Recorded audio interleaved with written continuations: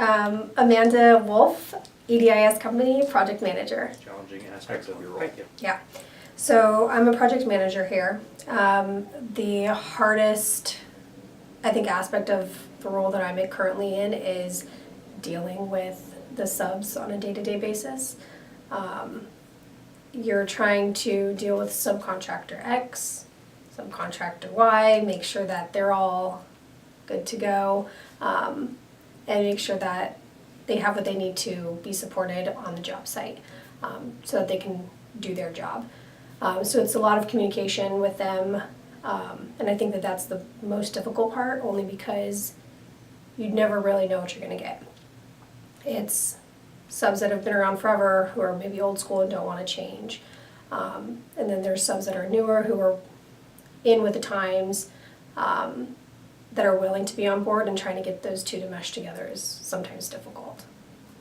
Great. So I was on the path to going to into construction. However, I always thought I was going to be an engineer. My dad is an engineer, and for the longest time he pressed for me to want it to go and do that. And I went to school, originally enrolled to be an engineer, and a civil engineer. And right before school started, I switched to interior design for whatever reasons, and stayed there for a semester. Realized I didn't love it. So I went and talked to a professor in the engineering college, and it worked out so well. He brought me up, we went and sat in his office, he showed me some projects that he worked on previously.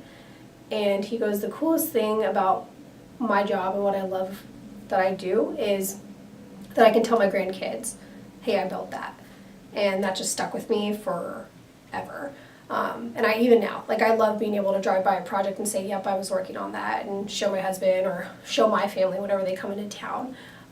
It's just a really, really cool aspect of it, and it's tangible. So that was kind of like the aha moment that stuck with me, and I haven't looked back since. Great. I think that there's definitely more women in the construction industry now. I mean, I've been in the industry for about 6 years now, so although somebody who like Martha, has been around for a while, she's seen a greater change, I believe. But it's definitely higher volume of women. You're seeing them in engineering fields and construction. It's just a really great sight to see.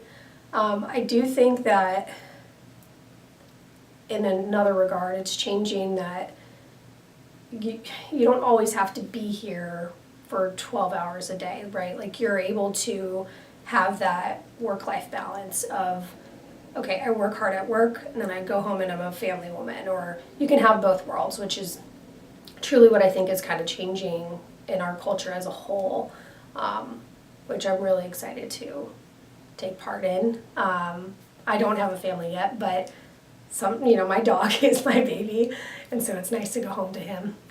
But that's kind of the biggest change that I think is on the rise, and what I hope for it to be. I would say at a very basic level, if they're in high school, a counselor would be great. Just go talk to them, see if you can get involved in any type of career fair or something like that. See if they know anybody within the industry that you can even go and walk a job site. Who knows, maybe if I would have done that prior to signing up for interior design, I may not have wasted a semester, you don't know. So I would say a counselor, and then as far as organizations, I would say NAWIC's a very good one, National Association for Women in Construction. And they have chapters all over, so you can, I believe you might have to be 18 or so, but they host events, and you can be involved in that if you're, doing something with your high school or whatnot. So NAWIC's a great one. Recently I found, Junior League. So it's a group of women from all over that get together, and they're just young professionals from all different kinds of industries.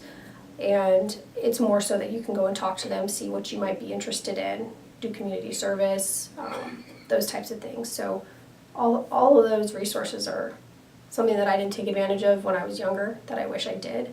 And it could have been made things a little bit easier in the realm of what I wanted to do in life. So I would just tell them, be prepared to work really hard. Not that male counterparts do not. It's just that I feel that you have to work twice as hard to prove yourself, to be on a level playing field, and really lean in and be proactive, join clubs, get that exposure, because you may not get that otherwise. If you're timid, you're going to stand back, you're not going to succeed. So just be proactive, take those steps, those initiatives to really be involved with your peers and people in the industry.